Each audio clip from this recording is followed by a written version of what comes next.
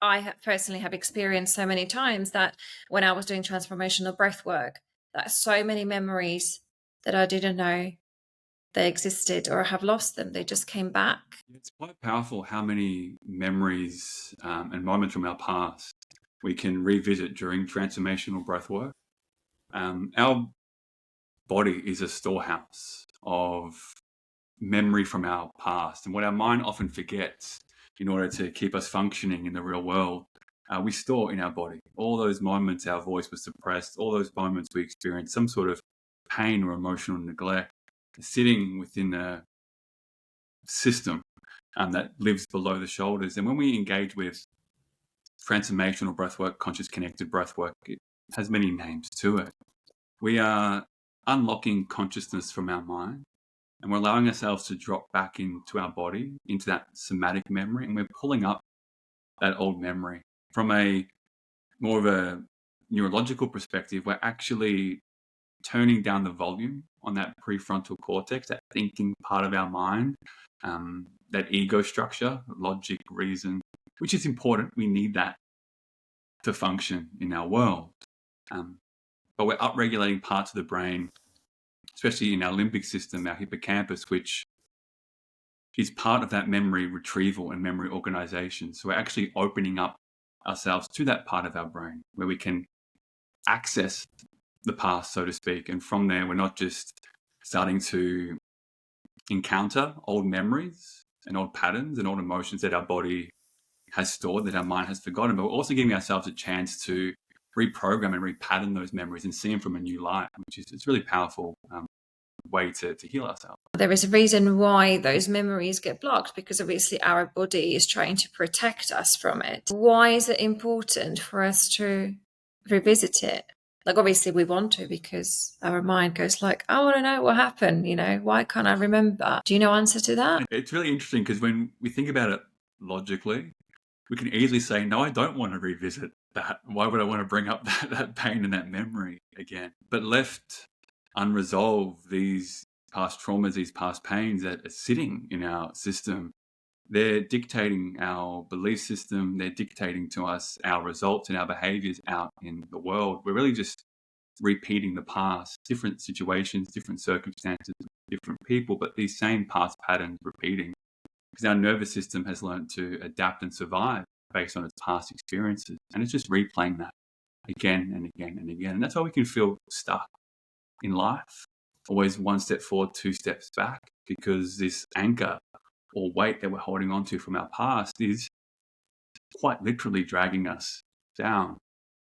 So as we revisit these past memories and pains and we actually give ourselves space that we didn't have in the past to feel them and release them and resolve them, we're creating space to actually put ourselves back in the driver's seat, to come out of those survival adaptations that we've created and start to now choose how we want to live our life free from that automatic programming of our past. So while it's difficult to look at those things, it's incredibly important, especially when it comes to empowering ourselves again to live a life that we truly want to live. I suppose it gives you more clarity, doesn't it?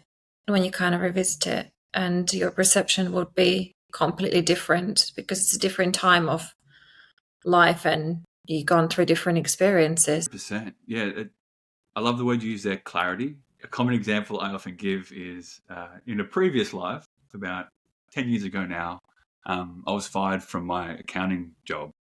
And I thought I had made it. I had an accounting job. My parents were proud. It was a right job to have in terms of like how it looked from a societal perspective. Paid well, had the benefits, all the bells and whistles. And I felt so much shame. I didn't even tell anyone for a few years. That's how embarrassed I was about it. I just said that I quit. And I kept looking back on that with regret and frustration and guilt over and over again. And for years, that kept me stuck. That I felt like I couldn't find another job, or I couldn't go out and do the thing that I wanted to do because of this weight of guilt and shame that was on my system that I was feeling every single day. And it wasn't until I started to do breath work, I started to investigate that. And over time, my perception shifted to one of gratitude, that I was grateful for going through that experience because it showed me exactly how I did not want to live my life. it showed me what my values were. It showed me that I do want to express myself. I don't want to lock myself in a cubicle and suppress my voice and suppress who I am.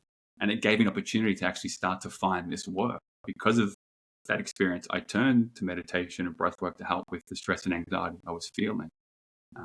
So through this work, we're really reprogramming our stories. We're restoring our life.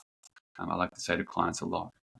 There are so many stories like this we hear all the time. People are changing from a corporate world and they become energy healers, and once they own it, once they achieve what you have just mentioned, that is the time when they start making the money. It's not just a story, isn't it? It's just so crazy how it works. What other energy healing modalities have you tapped into after you start? The life ended. You've been rejected, protected, and redirected. Love that. Yes. I'm going to use that. That's how I should explain it, actually. I was rejected and redirected. That's exactly what happened. And protected. And protected, yeah. I couldn't imagine being in that little box anymore. So, yes, definitely protected. So in terms of other modalities, I started with meditation and breath work. I sort of explored those for 2 or 3 years, did a few trainings there. But I always felt like I was missing something still, something that was perhaps on body or that worked with the energy in the body. I turned to Reiki initially and did level 1 and level 2, which I found fascinating. But I still felt like there was something more there. And I was lucky to, through a few chance encounters, stumble upon spinal energetics. I don't want to say stumble, actually. I think there was a very real reason why I found it. It makes more sense to me now than when I initially saw it on Instagram. And I was lucky to be able to get an appointment, experience the work. And from the moment I experienced that, it started to make a really profound shift in me. And I knew that was a missing piece to the puzzle in the work I was doing as well. So I was very grateful to be able to learn how to offer this work as well and add it into what I was doing. From my point of view, with spinal changes the perception. That's for me the main thing. Alters the perception. Yeah. And it kind of puts everything, literally everything just falls into the places once you do it or once you experience it. So I'm like, me, I'm always like trying to find the answers. I'm always trying to crack it and just like figure out what the fuck is going on. But that's what I think happened with Spinal with me. So shifting your perception and reality, engaging with that work.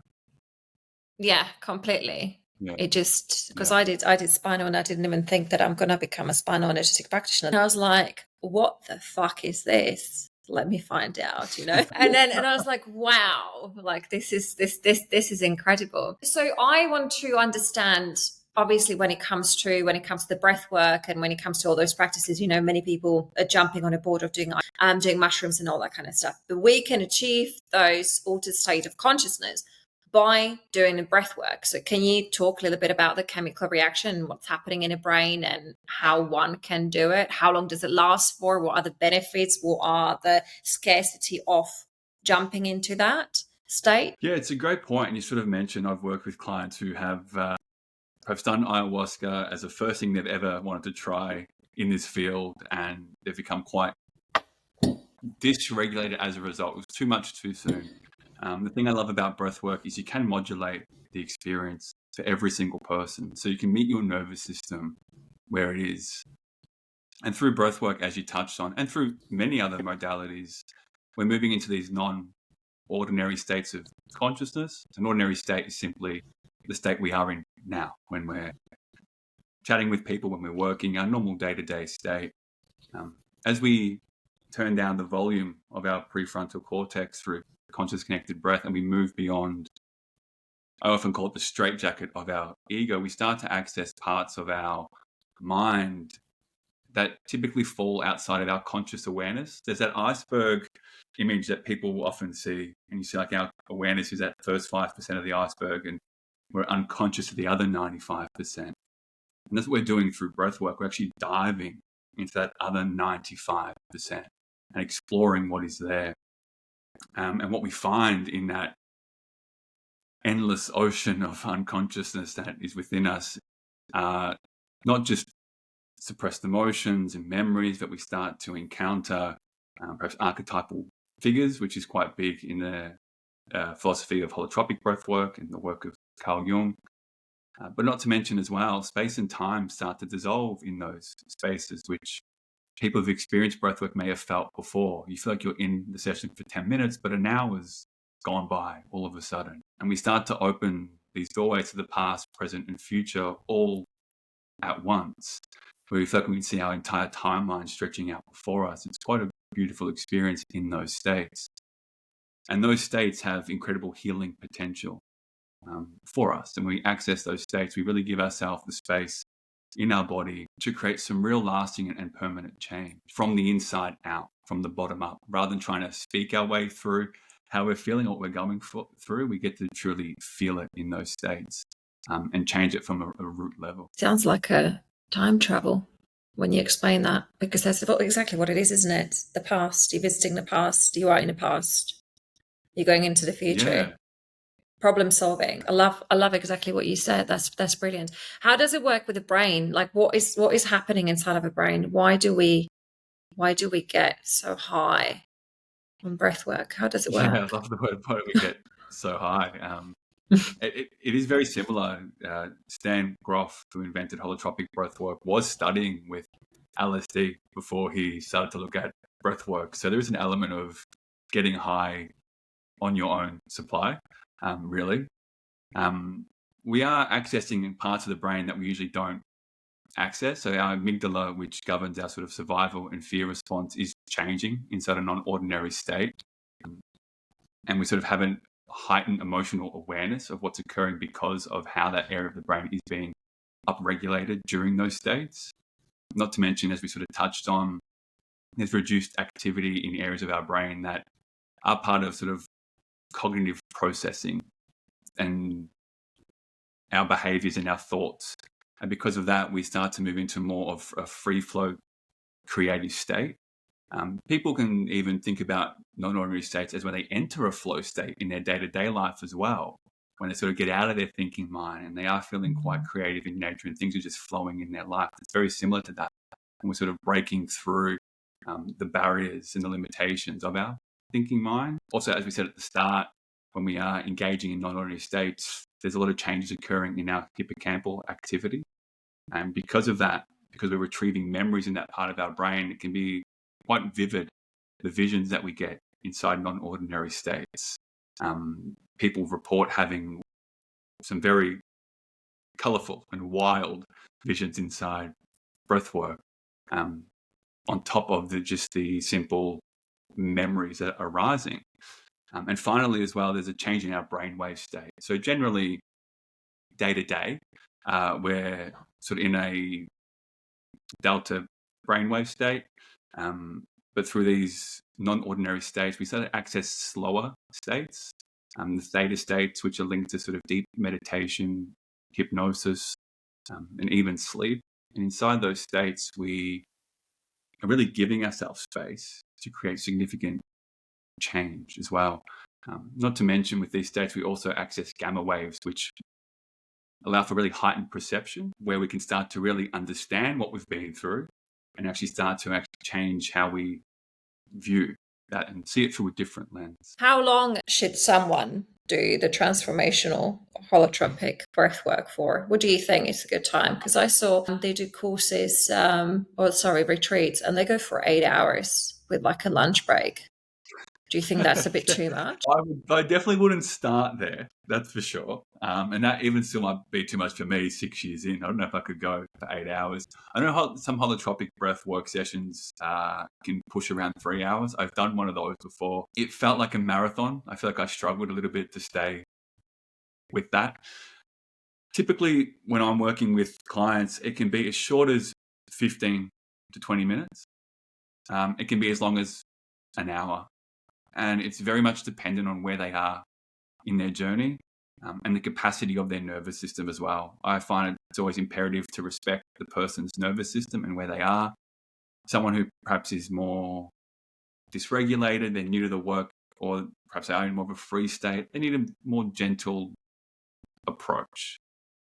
So diving straight into a 1 hour breathwork session may be overwhelming and overstimulating for their system. So I always tailor it to the individual. So a middle ground between those two, I'd say half an hour is a good start point for most people. What about in terms of cancer patients or somebody who suffers with epilepsy? Is this work for everyone? So the conscious connected breath work or transformational breath work, it's very stressful on the body. And both those things are contraindications to conscious connected breathing. In saying that, breath work is incredibly vast. It's not just limited to this one technique. There are many other techniques. There are down-regulating techniques that we can explore. People may have heard of some of those techniques, like your 4-7-8 breath, your physiological sigh breath. And there's more balancing techniques like your box breath or coherent breathing. And these more down-regulating, balancing, these more gentle techniques for the nervous system, they can work incredibly well for people with contraindications to conscious connected breathing, because they're helping us overcome stress. They're helping lower cortisol, adrenaline in the system, and they're bringing the system back to a very balanced, relaxed, peaceful, centered, grounded place. And people who are undergoing those sorts of things or any other contraindication, some more balance, some peace, some more calm in their life can really support the system as well. I'm not saying it's going to heal the system, but we do know that when we are in a parasympathetic state, when we are calm, relaxed, and grounded, that does wonders to support the body's ability to naturally heal itself. And we can help people reach those states through breath work as well. Are you familiar with Bruce's Lipton's? Yeah, I've seen a bit of Bruce's work. I'd love to dive a bit more into it as well. It's quite fascinating. So he was talking about, obviously he's against COVID completely, and he was talking about what happens to the body when we are experiencing stress and anxiety, and how blood goes into arms and legs, and obviously doesn't go into the heart and stomach and etc. And when you are experiencing this state, you are automatically falling into anxiety equals fear. Fear is the opposite of love, and once you have this state, once you are in this state, this is shutting down your immune system. If the nervous system is not regulated, and this is exactly what you are teaching as well, the immune system cannot fight, so you are more vulnerable to failing in terms of a recovery and etc. So yes, I completely agree with you. It's like a supportive alternative kind of medicine, which can speed up the body and can shoot up. So I wanted to ask about programming. This is something what I wanted to talk to you about, because there's something what I'm very, very passionate about the programming that we have, that have been given to us prior to the age of 7. Can breathwork help with this, for this programming through our parents? For the people who don't understand, I'm talking about the parents, I'm talking about a schooling system. Can this be shifted? Can this be removed? Absolutely, altered? Yeah. And I'm personal evidence of that. There's so many belief systems and different programs I've had over the years that create so much tension and stress and so much limitation in my life that I found I've been able to shift through breath work. And even to what you were touching on then, just to view that simply from the lens of a nervous system without getting too fancy, which we can with this answer. But even when we come out of that sympathetic dominance and we are more relaxed and calm, like if we can get there, that's a great first step, because we can start to see the programming with more clarity. We can start to become more curious as to why we're feeling a certain way and why we're acting a certain way and why we're getting certain results in our life. So just that shift out of stress towards relaxation can give us enough space to begin to perhaps see with more clarity and empower us to choose something new for our life. And that's before even processing any emotion or trauma. So that, as a step 1 in this journey, is really powerful in and of itself. And I found for me, that's what helped me in my journey. And that was simply through breath awareness and learning to control my breath to regulate my nervous system offered me that gift. Then from there, if we start to go deeper down the rabbit hole, we do have the capacity through this to start to reframe certain beliefs. And we do that when we start to enter these non-ordinary states. And we start to, in those states, as we've touched on, access that subconscious emotional material. And it's that suppressed emotional material, that fear that we're holding on to, or that anger that we're holding on to, or that grief that we're holding on to, all that stored emotion in our body is really what is creating so much tension and disconnect in our life. And when we can start to release that and process that, we start to create space for something new. We start to detach from repetitive thoughts and these belief cycles. And we see through breathwork as well the capacity it has in altered states to actually enhance neuroplasticity, which is the brain's ability to reorganize itself. And we've heard the term neurons that wire together, fire together. And we're doing that through breathwork. We're giving a chance for the brain to reorganize itself and create new pathways, new ways of thinking that fundamentally allow for freedom from the old way. Is there a best time of a day when you're supposed to do it? That's a great question. For anyone who just wants to start, I would say start whatever time of day you can do it. It's probably the best answer in terms of starting your routine with breathwork. But for me personally, I found given the brainwave states we are in the morning, we're still in that sort of theta state as we're waking up. We can access those deeper states a lot easier in the earlier hours of the morning than we can, say, in the middle of the day if you're taking a break from work to do a breathwork session. So I found morning works incredibly well in that regard. When it comes to regulating your nervous system, though, that you can do anywhere at any time of the day. You can turn to your breath, whether you're in the car driving, obviously eyes open, in a boardroom, in a meeting with your kids. That part of breathwork is always with you. But in terms of the deeper breathwork, I found morning is really powerful. Next question I have for you, Pat, is in regards to spinal energetics level 2. So I just wanted you to talk a little bit about what do you see, what difference do you see? I had a session yesterday with Jessie, with your friend, and I just want to kind of you to touch up on that. Obviously, you don't have to give out too many information because it's a new level. But yeah, for those who are listening, what is the difference between level 1 and level 2? Yeah, I absolutely love level 2. I think the expansion it provides from level 1 is just immense as to what it does. I have said from my own experience, I feel like level 2 is in my bones. That's how deep I can feel it. There's an ancestral level to level 2. And just like your reaction now, I feel like you felt that immediately as well. The depth of it is a significant step up from level 1. And as it would be being a different level.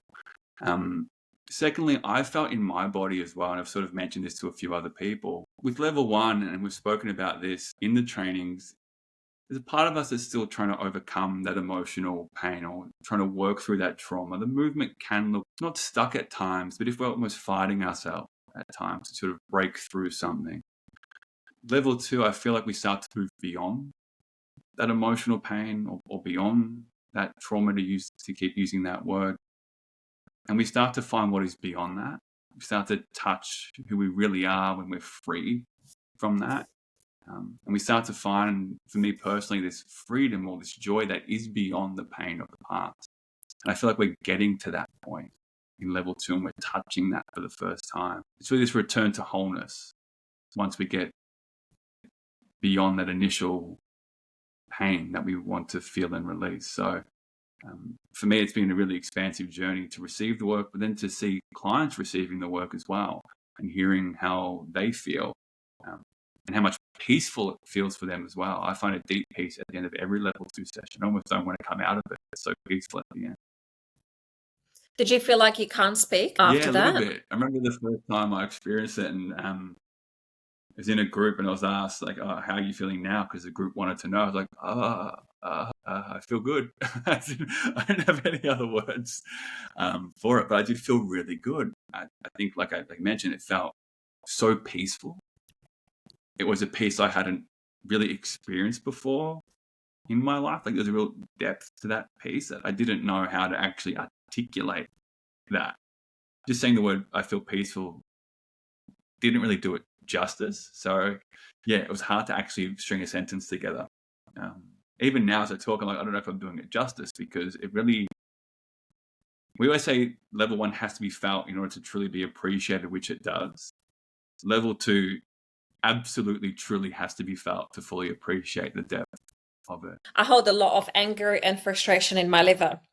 And it was very Mm. strange that it's linked to, because I have got eating disorder, binge eating and all that kind of stuff. I've been suffering with that for a very long time. And with level 1, the anger was exaggerated. I feel like I wanted to punch the person who worked on me. Thank God it wasn't you. Yeah. I was I'm like, glad I too. don't want this fucking Spinal. I just want somebody to crack my back. Get off me. Yeah. You know, like it was really, really, really intense. And obviously after that, it took about 72 hours, maybe even longer than that. I came down to earth and I started seeing the differences. But it was very interesting with level 2.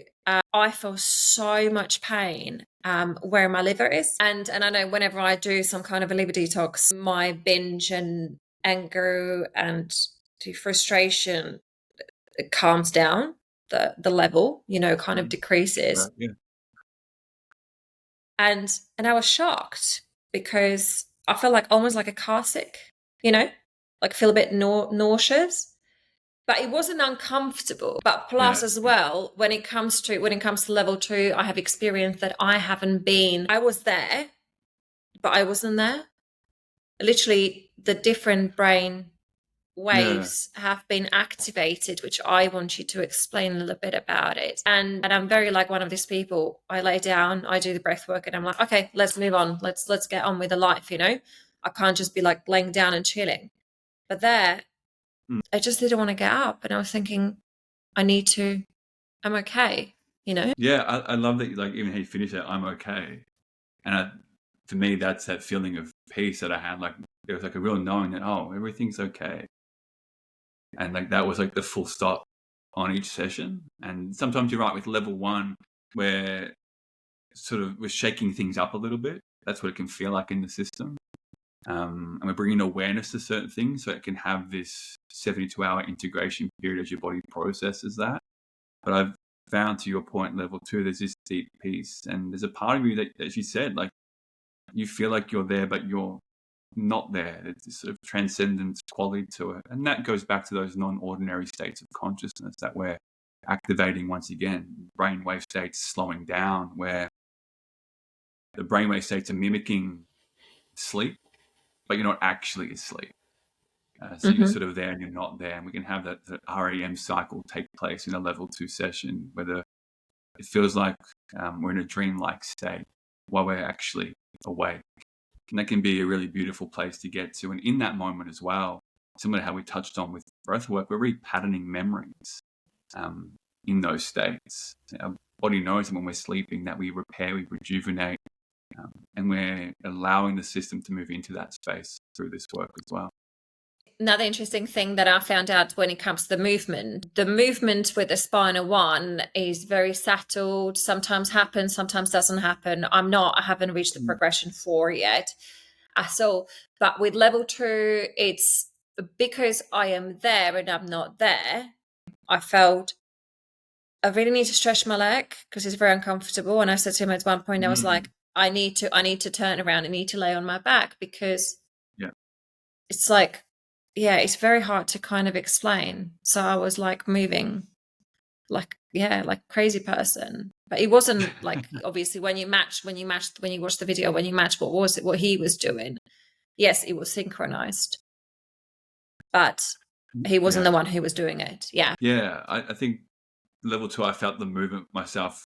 To your point, it's more direct. You sort of know where you have to go and why you have to go there. In saying that, the movement feels like it settles a lot easier as well in level 2. Your body isn't resisting it as much as it would be in level 1 as well. And I think that's what brings upon that more peaceful quality to it at the end. Yeah, you feel like you know how your body wants to move and where it wants to go. And your body has more clarity as to what it needs to do, I feel, in a level 2 session. And that is probably a function of really your body understanding the language of the work by the time you get to level 2.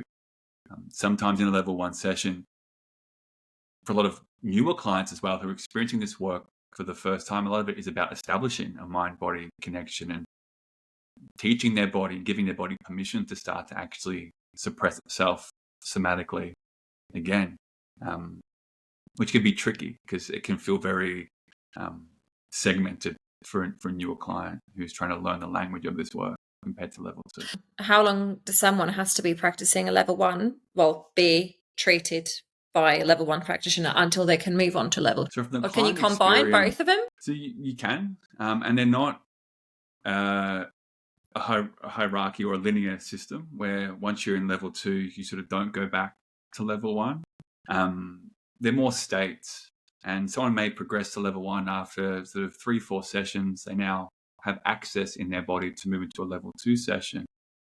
Then something in life may happen. They have an accident, or they lose a loved one, or they lose their job, something that is of significance, that then a level 1 session is required again. Their body or their nervous system is in that sort of state again. So it's being really mindful not to present it to a client where like, oh, you're progressing or you're regressing, because that's not exactly what it is.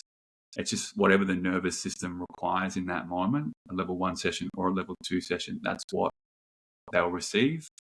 But it does take work to naturally have access within your system to engage in a level 2 session. You very rarely meet a client who jumps straight into that sort of session, given the depth it requires. What are the benefits of level 1 spinal energetics, and what are the benefits of level 2 spinal energetics? Yeah, it's a great question. Level 1, we're really, both levels we're interacting with someone's nervous system and their energetic field. And from my own personal experience, what level 1 gave me was a chance to really connect to my body, and help me really understand at great depth sort of the emotion I was holding and how I actually could express that through my system again. Level 1 gave me so much clarity in my life, like this immense amount of clarity. After every session, I was like, oh, that's why that happened. And oh, that's why that was like that. Oh, this makes sense. And because of that, I started to feel a lot more empowered in my life. So I fell through level 1. I was able to release so much of what I was storing in my system without having to even think about it either. That's the real beautiful thing about spinal energetics. You don't have to sit there and try and work out your past and intellectualize it, or try and remember what happened to you when you were 4 years old in order to let that go. The body knows just how to do it. And that's what level 1's supporting you to do, to really connect to your body again. And give your body the space to express what it wanted to express all those years ago. For me, level 2 has then opened a bigger door into like what is possible in life, who I really am, like reconnecting to your truth, and really engaging with the depths of who you are, beyond the past, beyond everything in between. And through level 2, I feel like just receiving the work in the last few months, I felt different in myself as to how I perceive myself and how I see myself as a person. I felt more confident within myself because I feel more of myself for the first time. And it's allowed me to access these deep states of peace within that I've been able to carry into my daily life. So for really simple, this is oversimplistic in terms of how I'm about to describe this. So it's just my personal feeling in my body that I've seen level 1 is like the release, and level 2 is in what comes after that. Like, what am I stepping into now that I have this space in my life to do so? Gosh, I love it. No, I'm so glad that I have experienced it yesterday. Yeah. Love it. How are you feeling So after the good. experience?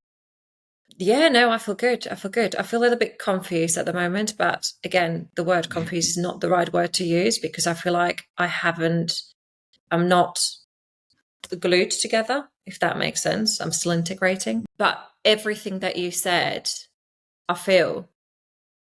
And this work is so exciting because exactly what you said, it gives you so much clarity. It gives you so much inner power. And the most important thing about this is that it pushes the ego away. I don't know if you have noticed that, but everyone who's doing this work, everyone who's teaching it, pretty much majority of the people, the ego is just removed. Everyone's just so kind and so nice. And, I'm talking about the holistic ego, like I am the Yeah, yeah. practitioner and I'm the amazing and I'm the god, and I will you heal know, all the because things. Yeah. because there are so many people, but all those things, because we do have that all inside of us. We want to do that magic and we want to wow everyone, but suddenly it just becomes so irrelevant. Mm, you yeah. know the amount of, I don't know, social media and sales and the tickets and the drama and everything is just okay. And that's what I have never mentioned before. It's how powerful it is that it just literally just clears and cleans the ego. Do you know what I'm trying to say? Yeah. Yeah, absolutely. And I love how you put that, like it cleans it. It's a really great word that resonates with me because we're not trying to get rid of it. There's a lot of people out there saying you got to kill your ego, you got to destroy your ego, but we still need it. It helps us function in the world. It helps us create these beautiful offerings that we're creating for people as well to support people. Without our ego, we're not much of a functional human. But the fact that we have this work that can help us clean it, as you said, and cleanse it and allow it to actually serve us for a higher purpose and a higher good, like that's really powerful. And I think that's a beautiful, word to use. Like we're clearing, we're cleaning, and we're cleansing our ego, so it can support our higher self, so it can support our intuition and actually allow us to take action on that to really serve others and the world as a whole. Yeah, this might sound a bit crazy, but now that you said that, what came to my mind is that it's, like we are all one and we are like facing each other because we see ourselves Mm. in a different, it's a different versions of ourselves around us everywhere. And I feel like this work is making us one again, because the similarities that I have got with the people that I never ever thought that I would actually get on with, because every time I sign up for the course and they create WhatsApp group, I'm like, oh my goodness, like let's just mute it, block it, delete it. I don't want to socialize with you. But this is just completely different. Also, very interesting thing that I have found out with majority of the people who are doing the work have got significant amount of traumas they went through. And I'm not talking about things like being cheated on and all that kind of stuff. I'm talking Mm. things like experiencing being burned, rape, constant rape from a very young age until the age of 16 by biological parents and all that kind of stuff. And it's it's unbelievable, because you have to live through such a thing to be called to do this. Yeah, it's like cleansing. Yeah, I feel like I'm jumping into the Yeah, Bible yeah. texts now when I'm talking about it. It's like a baptism. But yeah, That sounds that's quite what biblical. yeah. No, it does. But that's what it kind of, that's how I kind of see it. So yeah, but she's literally just washing the ego. Yeah, and you're right. Like when you engage with this work and when you meet people, like yeah, spot on. Like there's this connection that's established incredibly quickly with people, where you skip the small talk, getting to know you part, and you feel within a day that you actually know each other, like on a deep like level, like a deep like cellular level. We're the same person. You can feel that. There's this shared humanity that sort of permeates through the room. Um, it's something we see, like there's this really beautiful thing that we stumbled upon. Like when we run little group events, we get people to do some partnered breathing, and they like regulate the breath together, and they match each other's breathing pattern and rhythm. So they come into sync, they're co-regulating in that moment. And when we finish the activity, they start talking to each other like they've known each other for 20 years. And we can't get them to stop talking to each other after. It's a really beautiful thing to just sit back and witness, that just within 3 or 4 minutes of regulating the breath together and breathing as one, like they're now talking like they've known each other their whole life. And it's so powerful what this work can do to drop the barriers of the ego and that idea of separation and actually bring us together within a few minutes. That's all it needs to take. So yeah, I love seeing that. And now at events, we just let it go. We just sit back and we're just going to let them talk. It's okay if we don't get to the other breath thing for a while. We'll just let them talk, and they all just get to know it. They're laughing, they're smiling. It's a great thing witness. Love it. Thank you so much, Pat. Any last words of wisdom before we wrap? Any last words of wisdom? Oh, that's a big one. Look, for me, honestly, like when it comes to this work, and I'm not sure if this sounds wise or it's just practical advice. I know for a lot of us, like we want to heal and fix everything yesterday. We want it to happen as quickly as possible. But I always tell people it's important to respect where we are on our journey and respect where our nervous system is at and understand that change is difficult. I always encourage people when it comes to creating some sort of change to find what the most next obvious step is and to make that step so obvious that it would only take a minute to finish that step right now. You don't want to have to try and fight with your ego or fight with where your nervous system is at. So embrace small change and those small steps, because what that does, we've seen it through this work, what that leads to months and years down the track is something incredible. And just to piggyback off that as a final word, you don't have to know where you're going to go or what you want to do. Just start and you'll work out the rest later. Book the breathwork session in, go do the spinal session, and let the path reveal itself as you just take that courageous action. Thank you. Thank you so much.